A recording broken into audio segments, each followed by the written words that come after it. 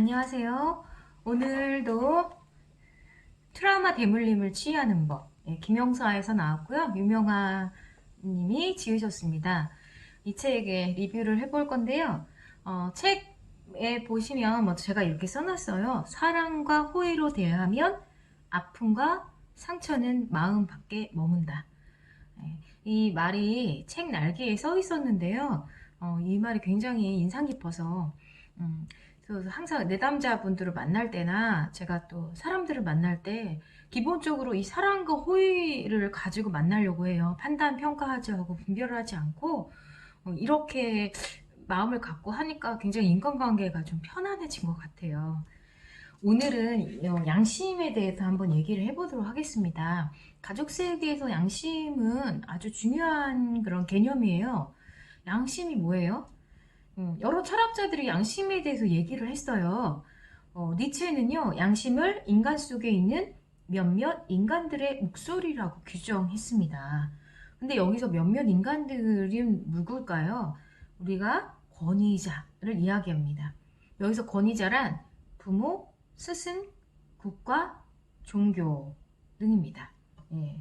그래서 이 권위자들의 목소리를 지키는 것을 우리가 양심을 따른다라고 우리 은연중에 그렇게 생각을 하는 거예요. 결국 이제 다 교육이나 세뇌를 통해서 이렇게 되는데, 양심에는 세 가지가 있다고 합니다. 첫째, 개인 양심; 둘째, 집단 양심; 셋째, 우리가 가장 지향해야 될 것은 바로 영적 양심이에요. 개인 양심과 집단 양심은 같은 개념입니다. 내가 알고 보면 내 양심은 내가 속한 집단의 양심이에요. 양심은 내면의 균형감으로써 거리끼느냐, 거리끼지 않느냐, 그런 느낌으로 인식이 되거든요. 근데 양심은 생존을 위한 거예요. 공동체의 규범을 느껴서, 규범을 어겨서 우리가 양심의 거리낌이 느껴지면 죄책감과 함께 제외될 것에 대한 두려움을 느끼게 됩니다.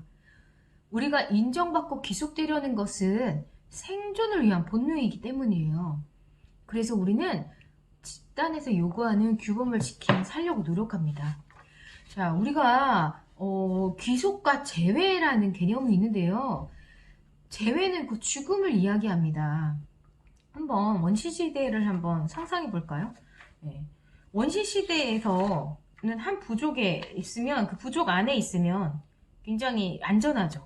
근데 이 원시 공동체에서 밖으로 나가면 어때요? 막 그 밀림이 우거져 있고 맹수들이 우글거리고 추위를 피할 곳이 없고, 그래서 우리가 어떤 공동체에서 제외되면, 쫓겨나면 바로 죽음인 거예요. 이것이 바로 우리한테 유전자로 있는 것입니다. 그래서 어떻게든 살아남기 위해서 자신이 속한 공동체의 규율이나 양심, 즉 집단 양심을 지키기 위해서 우리가 이렇게 몸부림을 치는 겁니다. 그래서 제외당하는 사람은 야생동물이 득식을 거리는 원시밀림으로 추방당하는 것 같은 공포를 느끼게 됩니다. 그러기에 공동체 구성원들은 공동체가 요구하는 도덕을 양심으로 받아들여 같은 방식으로 생각하고 같은 방식으로 살아가게 됩니다. 이것은 도덕적 집단 양심의 기능으로서 새로운 인식을 받아들이고 다른 차원의 어떤 통찰을 눈감게 합니다. 그래서 이 집단 양심의 문제가 뭐냐면요, 우리를 굉장히 속 좁은 밴댕이 같은 인간으로 만들어 버려요. 특히 일부 어떤 특정 종교 집단들 같은 경우에는 다른 종교를 아예 인정하지 않고 배척하잖아요. 자기들만이 이렇게 신의 어떤 선택을 받았다고 생각하고, 이 코로나 시국에도 막 자기들끼리 집단 합숙하면서 막 시위하고 이러면서 막 코로나 막 퍼뜨린 막 신천지 같은 그런 아주 전형적인 예죠. 또 한 예로 이게 일본의 전 총리인 아베 같은 경우도 아주 집단 양심에 충실한 사람인데요. 그 사람이 나쁘다 좋다를 떠나서 그 사람은 뭐 정말 자기 집단 양심에 그냥 아주 충실한 사람이에요. 자기 할아버지가 우리나라 조선 총독 마지막 총독이었잖아요. 아버지도 굉장히 극우주의자였고, 그래서 자기도 똑같이 그런 극우주의자가 될 수밖에 없는 거예요. 자기 가족의 양심을 지키고 그 집단에 귀속되기 위해서. 근데 이제 문제는 한 나라의 지도자가 이렇게 아주 좁은 집단 양심에 매여 있기 때문에 나라가 발전하지를 못하는 거죠. 예. 그래서 이 일본 같은 경우에는 정말로 깨어있고 이런 집단 양심에 매여 있지 않은 아주 젊은 생각을 갖고 있는 지도자가 나오지 않는 한 앞으로 이렇게 발전하기는 상당히 어렵다. 근데 지금 현천리도 좀 비슷한 것 같아요. 다 비슷비슷한 그런 어떤 집단 양심 속에서 살기 때문에 일본은 참으로 앞으로 그 발전 가능성이 상당히 좀 낮겠다는 그런 생각이 듭니다. 네. 우리가 이제 그 지향해야 될 영적 양심은 뭐냐면, 여러분 영성이 뭐예요? 영성이 깨어있다, 영성이 깨어난다, 영성이 살아있다. 여러 가지로 영성을 이렇게 표현할 수 있겠지만 먼저 영성이라는 것은 판단하지 않고 있는 그대로, 존재하는 그대로 보는 것을 영성이라고 할 수 있겠습니다. 따라서 영적 양심이라는 것은 있는 그대로 그냥 보는 거예요. 이 버터 헬링거 선생님이 가족세계를 통해서 도덕적 집단 양심의 12선악을 넘어서 모든 것이 어떠하든 전체에 봉사하는 것을 관찰했습니다. 도덕 뒤에 숨은 잔혹한 폭력도 전체에 봉사한다는 영적인 관점을 현상학적으로 인식한 겁니다. 이 전체를 이끄는 힘은 인간의 도덕이나 상상을 넘어서 이 세상에 흐르고 있습니다. 도덕적 집단 양심이라는 것은 어떻게 이런 일이 있을 수 있단 말인가 하는 무자비한 사건과 그런 행동을 한 사람을 제외하지 않고 가슴으로 받아들이는 것이에요. 이 영적 양심은 개인과 집단을 있는 그대로 존중하고 그 모든 것을 이끄는 힘에 내맡겨 전체와 함께 가는 영적 태도입니다. 영적 양심 안에서는 어떤 것도 제외되지 않고 과거 존재했던 그대로, 현재 존재하는 그대로 존재해도 됩니다. 우리는 영적 양심에 머무를 때 깊은 평화와 겸손을 갖게 되며 관계에 대한 지혜를 발휘할 수 있다. 예, 이 책에 이렇게 나와 있어요. 예, 우리가 가장 어떤 마음 공부에 있어서 높은 경지로 가는 것이 바로 무판단이에요. 판단하지 않고 있는 그대로. 근데 어때요? 대부분은 어떤 현상을 볼 때 우리 뇌에서 기존의 정보 필터링을 해서 왜곡되게 바라봐요. 그래서 여러 가지 트라우마가 생기고 문제가 생기게 되는 거거든요. 그래서 존재하는 그대로 본다는 거는 굉장히 높은 수준의 어떤 영적인 상태인 것이에요. 예.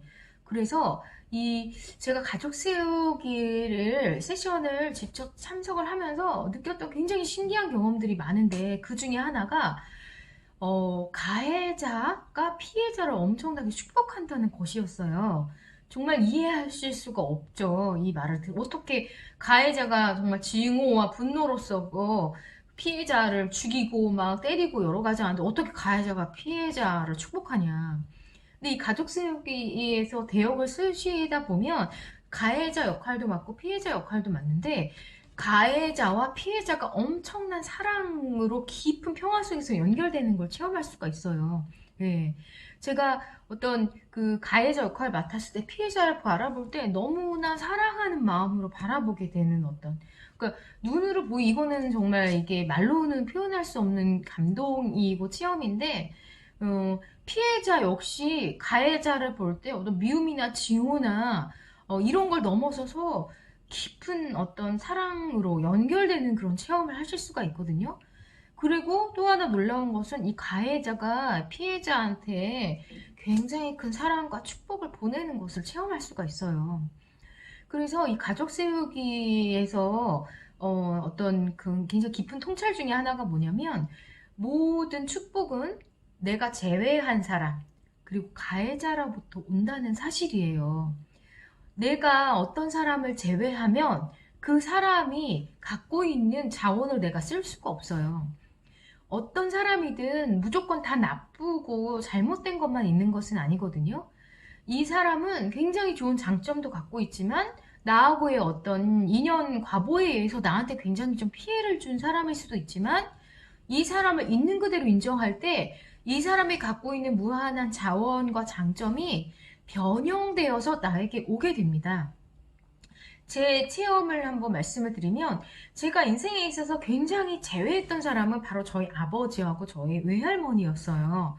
먼저 저희 아버지 같은 경우에는 평생을 우울증 환자로 사셔서 평생 약을 드시고, 정신과 약을 드시고, 그 다음에 알코올 중독에, 가정폭력에, 분노조절 장애에, 말년에는 치매, 고혈압, 온갖 병을 다 달고 살다가 돌아가셨거든요.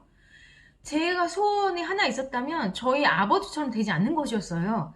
내가 우리 아빠처럼만 살지 않는다면 내 인생은 그래도 성공한 인생이라고 굳게 다짐을 하고 아버지처럼 살지 않기 위해서 아주 몸부림을 쳤어요. 근데 문제는 제가 아버지를 너무나 유전적으로 닮았다는 사실이었어요. 외모도 식성도 성격도 거기다가 이 우울증 유전병까지 저한테 와가지고 제가 중학생 때부터 우울증이 시작됐거든요. 이거를 고쳐보려고 온갖 짓을 다 했어요, 정말로. 굿도 해봤어요. 예, 천도제까지 지내보고, 정신과 가서 약을 먹는 거 기본이고, 심리치료 숱하게 받았고, 물론 그런 과정들이 있었기에 제가 이런 어떤 힐러의 길을 가는 거이기도 하지만,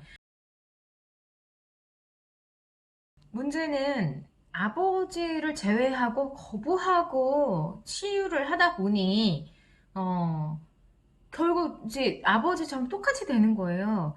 무의식의 법칙 중에 저항하면 할수록 더 강하게 끌려온다는 게 있거든요. 긍정적인 것보다 부정적인 건 9배 더 강하게 끌려온다고 해요. 내가 이걸 너무 싫어, 싫어, 싫어, 싫어, 싫어, 싫어 하면 이게 강한 사념체가 돼서 그게 나한테 그대로 끌려오게 되거든요. 그래서 정말 이렇게 하면 안 되겠다. 그리고 가족 세우기를 이제 깊이 있게 공부하면서 제외하면 절대로 어떤 변성이 일어나지 않는구나.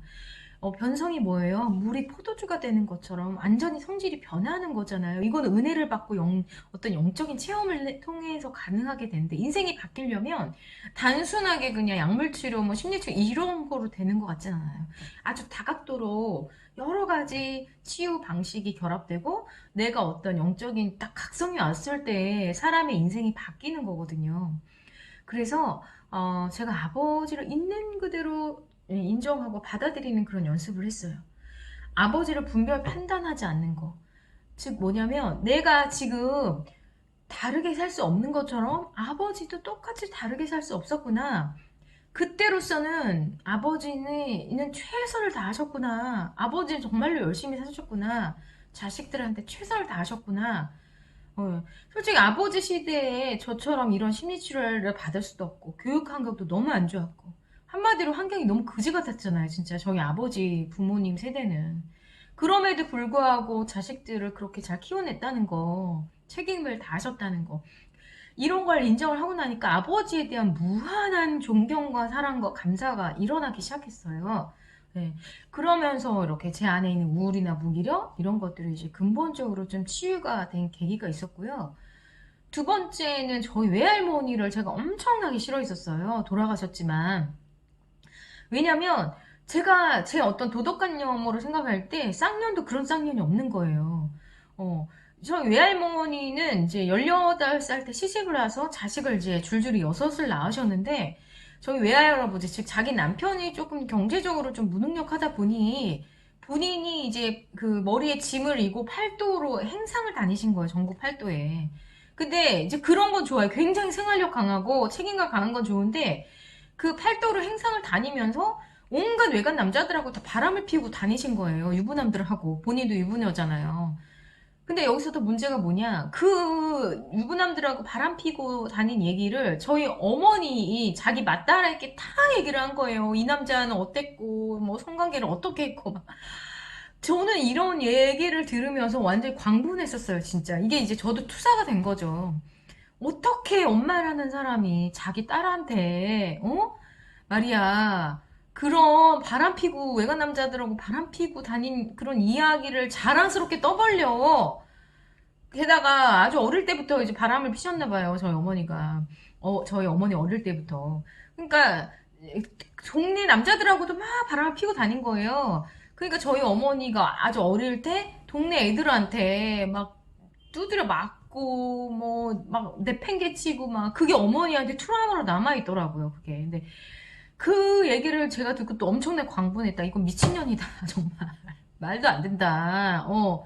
게다가 저희 외할머니가 입이 엄청 걸었어요. 정말 세상에서 듣도 보도 못한 신박한 쌍욕을 입에 달고 다니셨기 때문에 막 싸질르고 무조건 막 감정을 폭발하고 그리고 자기는 뒤끝 없다고 얘기를 하고 주변 사람들은 다 상처받고 예. 그러다 그게 이제 과보가 돼서 업이 돼서 결국 뇌에 이제 종양이 생기셨던 것 같아요. 그래서 이제 말년에 되게 고생하다 돌아가셨는데 어쨌든 저는 너무너무 싫었어요. 너무 무식하고 쌍스럽고 그 다음에 어떤 유부녀가 막 그 조신치 못하게 바람 피우고 다니고 근데 이거를 제가 가족 세우기 세션에서 다뤄봤는데 이걸 보시고 그 가족 세우기 촉진자의 유명한 선생님께서 외할머니의 그 에너지를 제외하지 않고 제가 받아들인다면 제가 엄청난 에너지를 쓸 수 있을 거라는 거예요. 제가 그 에너지를 거부하기 때문에 지금 일적인 거나 여러 가지 면에서 힘을 쓰질 못한다고. 첫 번째로 성의 에너지는 모든 에너지의 기본이기 때문에 그렇게 전국 팔도를 돌아다니면서 남자들하고 재밌게 놀았다는 것 자체가 엄청난 에너지를 가진 분이고 그것을 거부하지 않는다면 제가 굉장한 에너지를 쓸 수 있겠다는 거죠. 네. 그리고 생활력이 굉장히 강하고 또 특히 그 시대에 여성의 성에 대해서 굉장히 보수적인 시대였는데도 불구하고 눈치 보지 않고 남자들하고 막 즐기고 다니셨던 거. 그 얼마나 대단한 힘이냐는 거죠. 이것을 그냥 도덕적으로 막 환양년이네, 뭐, 아주 쌍년이네 이렇게 욕을 할 게 아니라 그냥 그 에너지만 보는 거예요. 모든 에너지의 기본 성에너지를 꼭 성적으로 풀 필요는 없거든요. 내가 이거를 그냥 인정하고 받아들이면 일을 통해서 풀 수도 있고 생명에 봉사하면서도 풀 수도 있고. 그래서 제가 이걸 느끼고 나서 계속 한 달 내내 했던 학원이 나는 쌍년입니다였습니다. 나는 쌍년입니다. 학원 어포메이션을 마치 좋은 말, 기분 좋은 말, 뭐 나의 하루하루가 잘 풀린다. 나는 매사에 다 순조롭다. 이렇게 예쁜 말만 하는 게 아니라요. 때로는 이런 비속어나 이런 쌍욕들이 굉장한 파워를 갖고 있어요. 근데 제가 나는 쌍년입니다. 이 학원을 반복하고 나서 눈치 보는 게 사라졌어요. 정말로. 이걸 나는 쌍년입니다. 딱 이렇게 하니까 이 아랫배 단전에서부터 힘이 엄청나게 생기더라고요.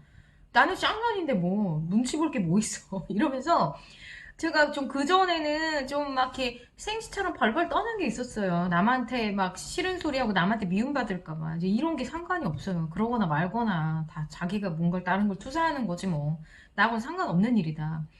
예. 그래서 아주 굉장히 좋은 학원입니다. 나는 쌍년입니다. 예. 특히 착한 사람 콤플렉스 있으신 분들, 착한 여자 컴플렉스 있으신 분들 그런 코스프레 하지 마시고 이런 학원들을 하시면서 본래의 힘을 좀 되찾으셨으면 좋겠어요. 네. 오늘은 영적 양심과 개인 양심, 집단 양심, 그리고 모든 축복은 제외된 사람으로부터, 가해자로부터 온다는 이야기를 했습니다. 네, 다음에 또 좋은 이야기로 찾아뵙겠습니다. 안녕히 계세요. 감사합니다.